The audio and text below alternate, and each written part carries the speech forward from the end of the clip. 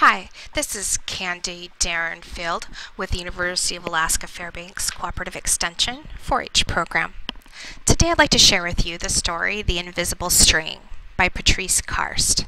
We'd like to thank Patrice for her permission to use this book for our training. We're so appreciative. Thank you, Patrice.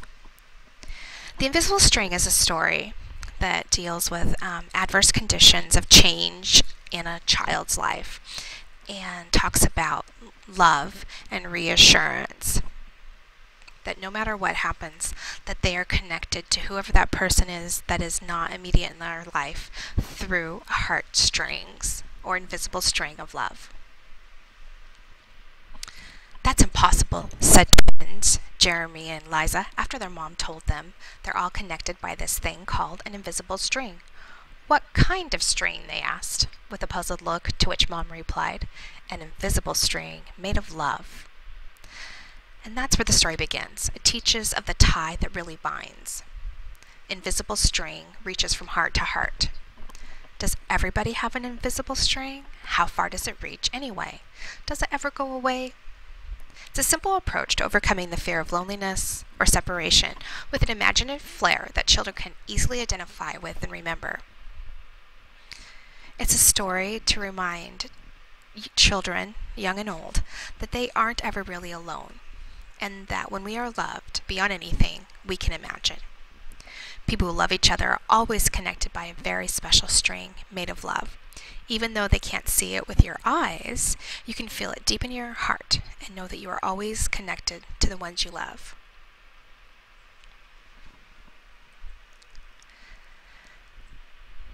Thus begins the heartwarming, reassuring story that addresses the issues of separation anxiety. Specifically written to address a children's fear of being apart from the ones they love, The Invisible String delivers a particularly compelling message in today's uncertain times, that though we may be separated from the ones we care for, whether through anger or distance or even death, love is the unending certain connection that binds us all.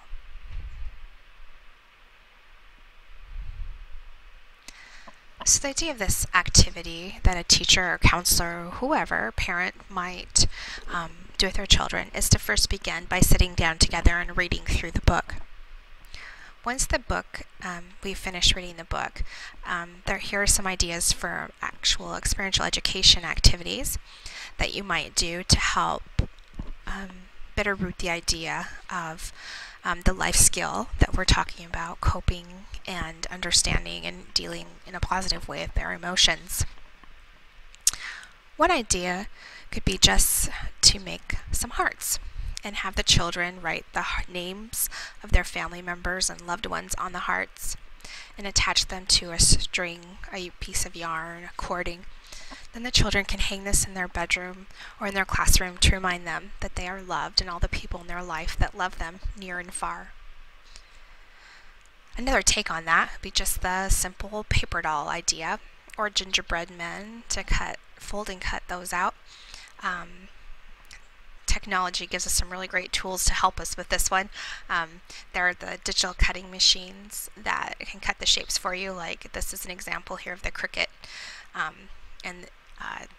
You can cut out the shapes and then attach them together again through string or cording and then have the children decorate them.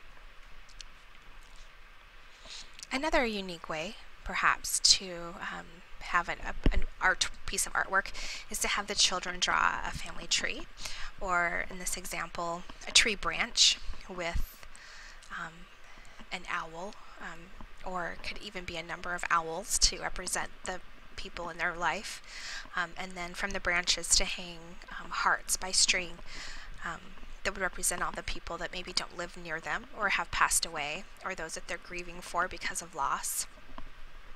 These are just a number of ideas. So the thought behind having the children actually complete an activity that goes with the book is to help them experience and better process the idea of learning how to cope with this loss or adverse change in their life.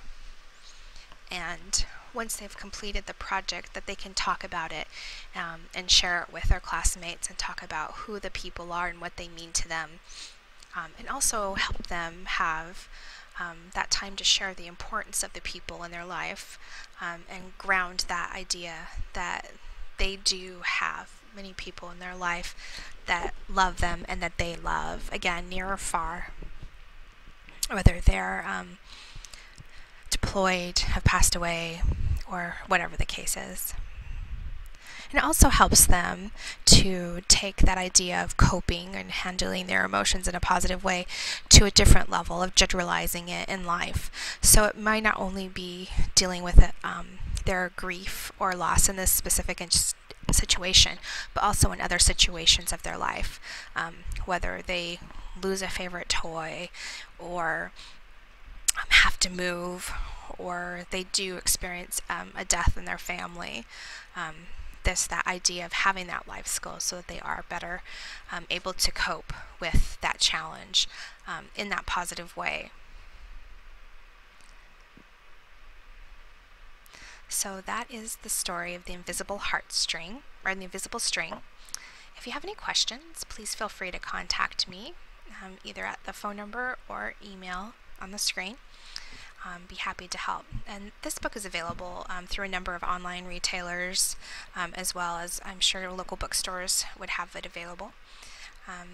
So thank you for listening, and have a great day.